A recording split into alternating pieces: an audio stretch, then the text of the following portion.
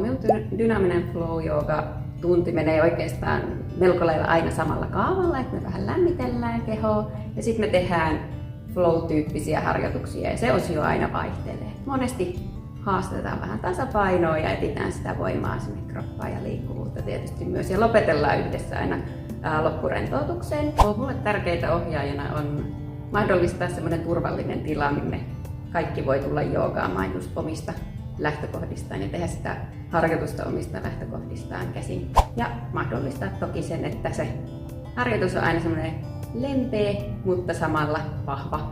Minullahan on itselläni aika vahva meditaatiotausta ja se varmasti näkyy siinä minun ohjaamisessa semmoisella ehkä rauhallisella ohjaamistatsilla, mutta myös sitten loppurentoutuksien yhteydessä saatetaan tehdä erilaisia meditaatio- ja läsnäoloharjoituksia. Jos olet miettinyt joogatunnille tulemista, etkä ole aikaisemmin käynyt joogassa, niin sanoisin, että ei tarvitse jännittää ja on yksi joogamyytti, minkä minä oikeastaan haluaisin räjäyttää ihan atomiksi kokonaan, että pitäisi olla jotenkin notkea tai liikkuva tai osata jotain jo ennakkoon. Että se joogamatka varmasti alkaa siitä, että tulee tunnille vaan teliällä mielellä ja omana itsenään. Että jos olet joogannut pitempään, eipä hätää, sillä tunneilla on aina variaatioita eri asanoista. Tervetuloa keskiviikon dynaamiseen flowhun. Täällä odotellaan. Moi moi!